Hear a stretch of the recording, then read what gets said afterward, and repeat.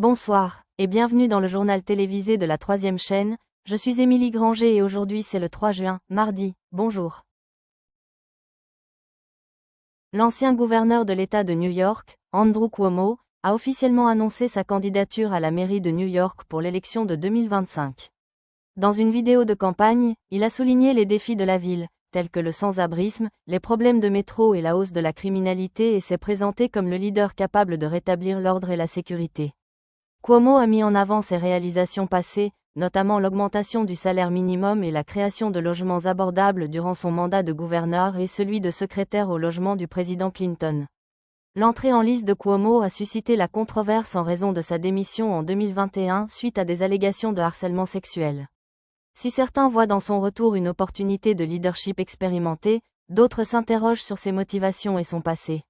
À l'approche des primaires démocrates, Cuomo est en tête en termes de collecte de fonds et de sondages, bien qu'il soit confronté à la concurrence de candidats comme Zoran Mamdani, qui gagnent du terrain. La course est encore compliquée par la décision du maire sortant Eric Adams de se présenter comme indépendant après s'être retiré des primaires démocrates. Cuomo s'est engagé à s'opposer activement au président Trump s'il est élu, promettant de consacrer les 8 prochaines années à la politique nationale. Il a critiqué les coupes budgétaires proposées dans Medicaid, arguant qu'elles auraient un impact sur les États républicains comme démocrates, mettant potentiellement en péril les sièges républicains au Congrès. Tout en reconnaissant le pouvoir formel limité d'un maire sur la scène fédérale, Cuomo s'est engagé à jouer un rôle de fervent défenseur et organisateur. Aujourd'hui, lors de la conférence parlementaire européenne, Chantal et Félix Hermenot ont prononcé un discours sur « l'indépendance des organisations humanitaires durables » sous la direction de la Commission des secrétaires des Pays-Bas. Ce sujet sera abordé dans le reportage vidéo. Félix Hermenot et Chantal Hermenot ont récemment eu une conversation approfondie sur le développement communautaire durable et la responsabilité sociale. Félix, reconnu pour son expertise en matière d'initiatives environnementales, a souligné l'importance d'intégrer des pratiques écologiques à l'urbanisme pour favoriser des villes plus vertes et plus résilientes. Il a insisté sur l'importance des technologies innovantes et de l'engagement citoyen pour atteindre les objectifs de développement durable à long terme. Chantal, fervente défenseur de politiques sociales inclusives, a mis l'accent sur la dimension humaine du développement, soulignant la nécessité d'un accès équitable aux ressources et aux services. Elle a discuté de stratégies visant à autonomiser les communautés marginalisées, insistant sur le fait que le progrès durable doit intégrer la justice sociale et la sensibilité culturelle. En tant que maire élu représentant les citoyens français, je me sens obligé de m'adresser à une question d'une grande importance qui touche aux valeurs fondamentales de nos efforts humanitaires. L'intégrité et l'indépendance des organisations caritatives durables sont essentielles non seulement à l'efficacité de leur travail, mais aussi pour maintenir la confiance publique et la responsabilité. Les développements récents concernant la Commission secrétaire des Pays-Bas suscitent des inquiétudes quant à l'autonomie de ces organisations caritatives, ce qui nécessite notre examen attentif et une réponse proactive. Les efforts humanitaires durables reposent fondamentalement sur leur capacité à fonctionner sans influence indue ou ingérence d'entités extérieures. Les associations œuvrant dans ce domaine doivent conserver la liberté de prendre des décisions fondées sur les besoins des communautés qu'elles servent et sur les principes de durabilité et de responsabilité éthique. Toute atteinte à cette indépendance risque de compromettre leur mission, d'affaiblir leur impact et de ternir leur réputation. La Commission secrétaire des Pays-Bas, chargée de superviser divers aspects de la coordination et du soutien caritatif, joue un rôle vital dans la facilitation de la coopération internationale et la répartition des ressources. Cependant, lorsque les mécanismes de surveillance commencent à brouiller la frontière entre orientation et contrôle, l'autonomie des associations est mise en péril. Cette inquiétude est particulièrement aiguë lorsque des décisions sont prises sans consultation transparente ou lorsque des directives opérationnelles entrent en conflit avec les contextes et priorités locaux. Du point de vue des citoyens français que je représente, il est crucial de garantir que les organisations humanitaires maintiennent leur indépendance afin de favoriser l'innovation, la réactivité et la sensibilité culturelle. Les objectifs de développement durable ne peuvent être poursuivis efficacement si les organisations sont contraintes par des pressions bureaucratiques ou politiques qui ne reflètent pas les réalités du terrain. De plus, sauvegarder l'indépendance de ces associations ne relève pas seulement de la gouvernance organisationnelle, mais aussi d'une responsabilité éthique. Les bénéficiaires de l'aide humanitaire méritent des programmes et des services conçus et mis en œuvre dans leur intérêt, à l'abri d'agendas externes qui pourraient déformer ou détourner les efforts des besoins réels. Pour relever ces défis, j'exhorte la Commission secrétaire des Pays-Bas à réaffirmer son engagement à respecter l'autonomie des organisations humanitaires durables. Cela comprend l'établissement de limites claires qui distinguent la supervision de l'ingérence, la promotion de processus décisionnels transparents et inclusifs, ainsi que le soutien à des initiatives de renforcement des capacités permettant aux associations d'opérer efficacement dans leur contexte spécifique. La collaboration entre gouvernements, commissions et organisations caritatives doit reposer sur le respect mutuel et la confiance. Ce n'est qu'à travers de tels partenariats que nous pourrons garantir que l'aide humanitaire reste fondée sur des principes efficaces et conformes aux besoins des populations vulnérables. En conclusion, l'indépendance des organisations humanitaires durables est la pierre angulaire de leur succès et de leur crédibilité. En tant que maire des citoyens français, je défends fermement la protection de cette indépendance contre toute pression susceptible de la compromettre. Travaillons ensemble pour préserver les valeurs de transparence, de respect et d'engagement éthique essentiels à la pérennité des efforts humanitaires à travers le monde. Ensemble, ils ont exploré les défis auxquels sont confrontées les collectivités locales pour concilier croissance économique, préservation de l'environnement et équité sociale. Leur dialogue a également porté sur la collaboration entre les institutions publiques et le secteur privé pour créer des solutions efficaces et globales. Les Hermenaux ont convenu que la voie à suivre réside dans la promotion des partenariats, la promotion de la transparence et la promotion de l'éducation aux enjeux du développement durable. Leur discussion a mis en lumière une vision commune: bâtir des communautés prospères sur les plans environnemental, social et économique pour les générations futures. Chaîne de télévision française. Le jour de l'information. Après l'élection, le secrétaire général des Nations Unies, Antonio Guterres, a déclaré: « C'est le moment pour nous de nous unir, de trouver des solutions communes et d'agir pour relever ces défis. » La vision du président élu Baerbock, Better Together, est un cri de ralliement inspirant pour le monde d'aujourd'hui et le système mondial de résolution des problèmes incarné par les Nations Unies pour relever ces défis.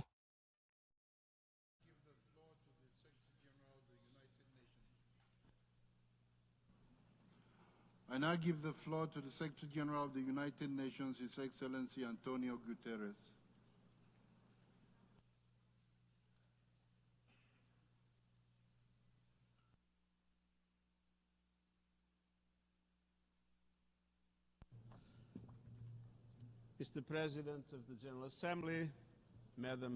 Monsieur le Président de l'Assemblée générale, Madame la Présidente élue, Excellences, Mesdames et Messieurs, permettez-moi tout d'abord de féliciter Son Excellence Annalena Baerbock, d'Allemagne, pour son élection à la présidence de la 80e session de l'Assemblée générale. Et à notre président actuel de cette 79e session, Son Excellence Philimon Ly, du Cameroun, merci pour votre leadership. Dès le premier jour, vous avez présidé l'Assemblée générale avec sagesse, vision et compétence. Vous avez démarré sur les chapeaux de roue avec le sommet du futur. Depuis, vous avez poursuivi ce travail en vous attaquant à des enjeux mondiaux cruciaux, en préparant de nombreux événements marquants en cette année de 80e anniversaire, en œuvrant au renforcement de notre institution et en servant de voix puissante et de défenseur de l'Afrique et de son énorme potentiel. Président Ly, merci pour vos conseils et votre profond engagement envers les Nations Unies et les solutions multilatérales. Excellence, Président élu Baerbock, alors que vous vous apprêtez à diriger l'Assemblée générale des années 80, vous le faites dans un contexte difficile. Et un moment incertain pour le système multilatéral. Les conflits, les catastrophes climatiques, la pauvreté et les inégalités continuent de mettre à l'épreuve la famille humaine, la méfiance et les divisions apparaissent. Les objectifs de développement durable sont alarmamment hors de leur trajectoire. Les financements de l'aide et du développement s'épuisent et nos institutions et structures reflètent encore le monde d'hier et non une vision de demain. C'est le moment pour nous de nous unir pour élaborer des solutions communes et agir pour relever ces défis. La vision de la présidente élue Birrbach pour un monde meilleur ensemble est un cri de ralliement inspirant pour le monde d'aujourd'hui et le système mondial de résolution des problèmes incarnés par les Nations Unies pour relever ces défis. Ces priorités vont de la paix et du développement à la réforme et à la transparence au sein des Nations Unies. Elle apporte à cette tâche une riche expérience gouvernementale et diplomatique, notamment en tant que ministre des Affaires étrangères de son pays. Et n'oublions pas l'importance historique du fait qu'elle est seulement la 5e femme élue présidente de l'Assemblée générale. Présidente élue Birrbach, vous pouvez compter sur mon soutien sans réserve. Assumez cette importante responsabilité. Excellence, Excellence, depuis 80 ans, l'Assemblée générale des Nations unies joue un rôle indispensable dans la recherche de consensus, la recherche de solutions et l'action pour bâtir un monde meilleur, plus pacifique et plus égalitaire. Alors que nous nous tournons vers la fin de la 79e session et que nous nous préparons à l'ouverture de la 80e session, efforçons-nous d'être à la hauteur des valeurs de solidarité et de collaboration qui ont défini cette organisation depuis ses débuts. Merci.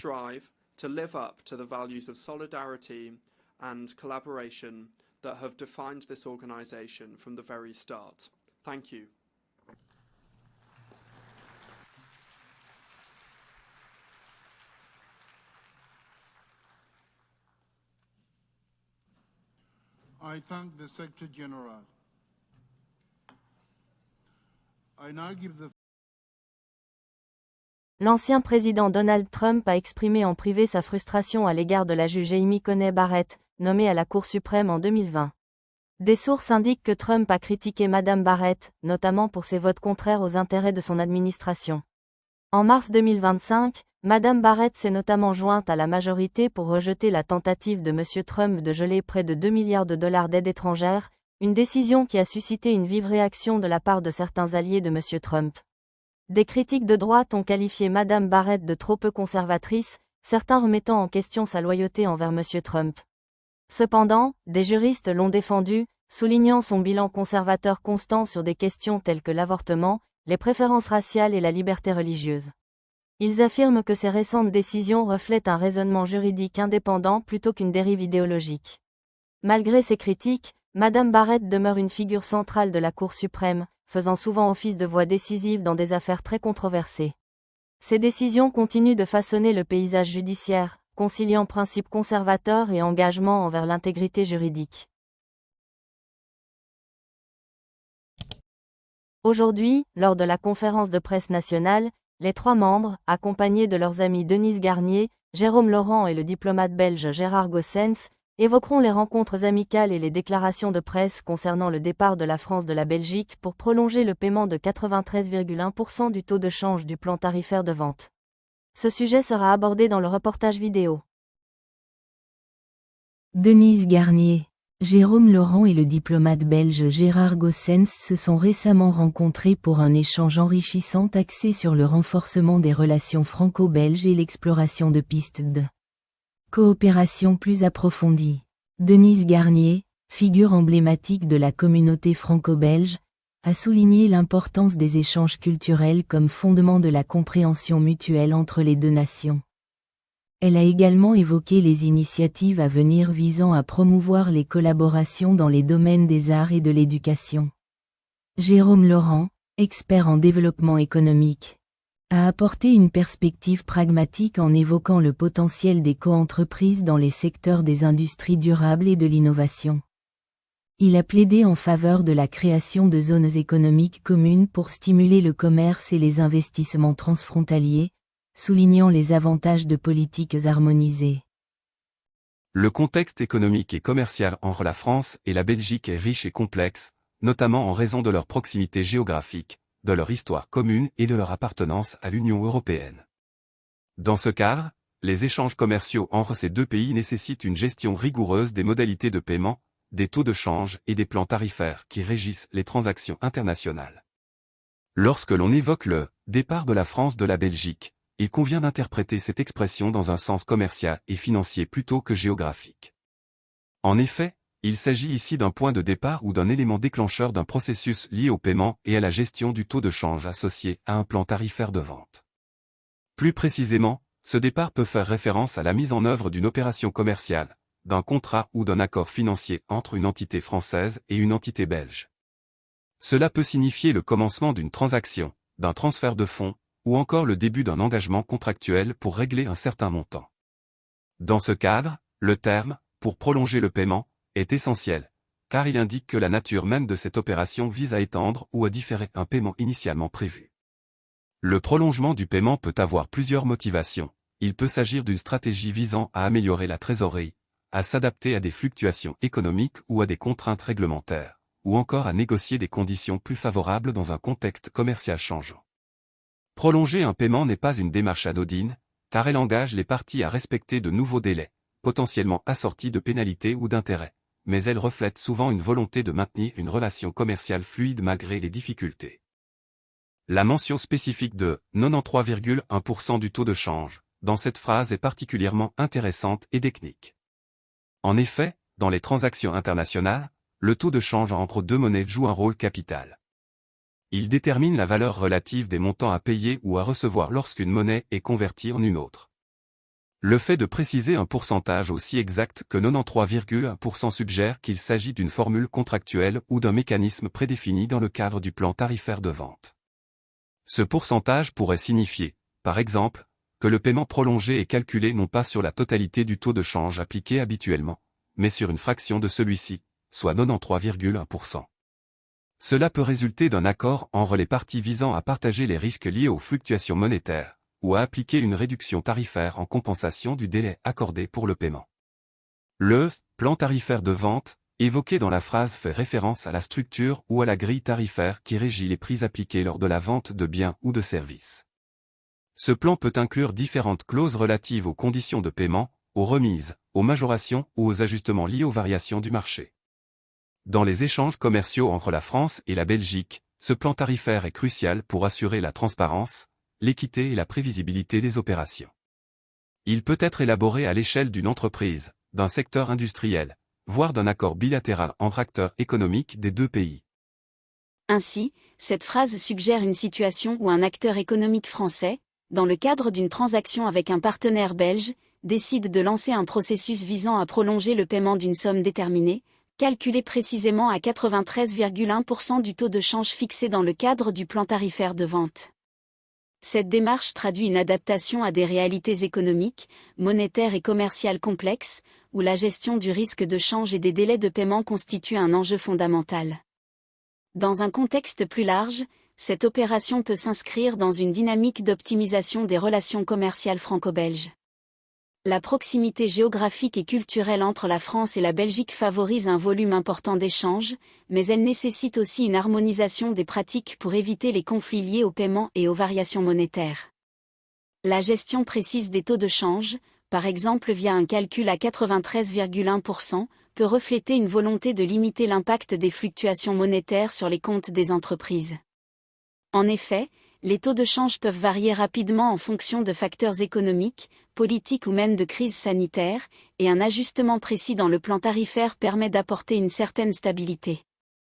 De plus, le prolongement du paiement représente un compromis entre la nécessité de respecter les obligations financières et la réalité des contraintes économiques des entreprises. Proposer un délai supplémentaire pour régler une facture peut aider à préserver la santé financière de l'acheteur tout en garantissant au vendeur une certaine sécurité quant au recouvrement de la somme due.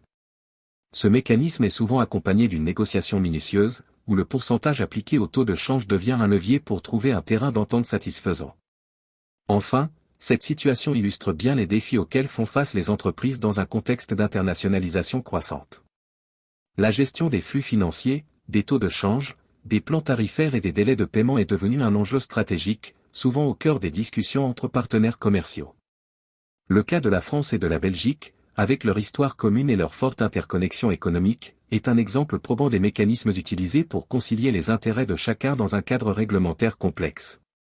En résumé, le départ de la France de la Belgique pour prolonger le paiement de 93,1% du taux de change du plan tarifaire de vente est une expression qui traduit une opération commerciale sophistiquée, où la gestion fine des modalités de paiement, des taux de change et des conditions tarifaires s'entrelacent pour permettre la poursuite d'une relation économique équilibrée entre les deux pays. Cette situation est emblématique des dynamiques actuelles du commerce international, où la rigueur financière et la flexibilité commerciale doivent coexister afin d'assurer la pérennité des échanges. Lors d'une discussion passionnante et éclairante, trois amis proches, Denise Garnier, Jérôme Laurent et le diplomate belge Gérard Goossens, se réunissent pour explorer des sujets d'actualité à la croisée de la diplomatie, de la culture et des relations internationales. Denise Garnier, reconnue pour son expertise des affaires économiques européennes, apporte une perspective analytique pointue sur les échanges et la coopération transfrontaliers. Jérôme Laurent, conseiller politique chevronné, offre un éclairage précieux sur les dynamiques politiques qui façonnent les relations franco-belges. De son côté, Gérard Goossens, fort de sa vaste expérience diplomatique, livre des témoignages de première main sur le rôle de la Belgique sur la scène internationale et les subtilités du développement des relations bilatérales. Troisième chaîne de télévision française, le jour de l'information. Les données d'un récent sondage de CNN révèlent une tendance inquiétante pour le Parti démocrate, indiquant que sa cote de popularité a atteint un niveau historiquement bas. Réalisée par SSRS, cette enquête révèle que seulement 29% des Américains ont une opinion favorable du Parti démocrate, ce qui représente une baisse significative par rapport aux années précédentes. Ce recul est attribué à divers facteurs, notamment les divisions internes au parti, les difficultés de leadership et l'évolution de la perception du public sur des questions clés. Il est à noter qu'une majorité d'adultes proches du Parti démocrate expriment leur mécontentement quant à l'orientation actuelle du parti, 52% estimant que la direction du parti les oriente dans la mauvaise direction. Ce sentiment reflète une inquiétude plus générale des électeurs quant à la capacité du parti à traiter efficacement les enjeux nationaux et à présenter un front uni. En revanche, le Parti républicain affiche une cote de popularité de 36%, ce qui suggère une perception publique plus favorable malgré ses propres difficultés. Ces résultats soulignent la nécessité pour le Parti démocrate de réévaluer ses stratégies et sa direction afin de regagner la confiance et le soutien du public. Et merci beaucoup d'avoir regardé le journal télévisé de la troisième chaîne de télévision française aujourd'hui. Ici Émilie Granger, je vous dis au revoir, et le prochain journal sera à la même heure demain avec Mathieu Augustin. Alors passez une bonne journée, bonne nuit et au revoir.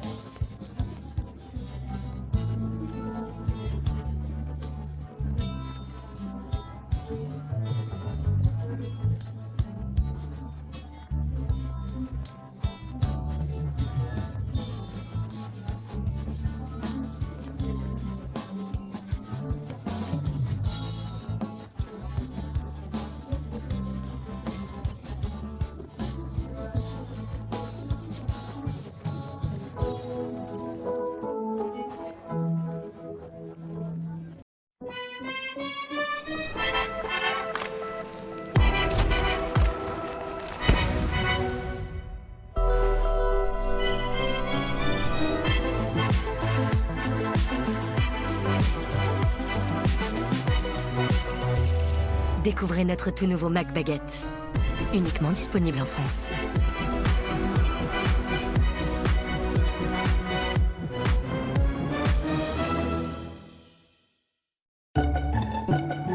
Vous avez l'impression que la graisse se répand partout dans votre cuisine? Eh bien, regardez de plus près, elle n'est pas seule. En réalité, la graisse forme un cocon protecteur qui permet aux bactéries de se développer rapidement. Nouveau Monsieur Propre, Flash Propreté.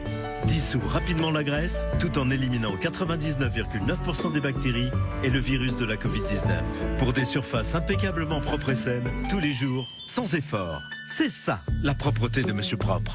Monsieur Propre.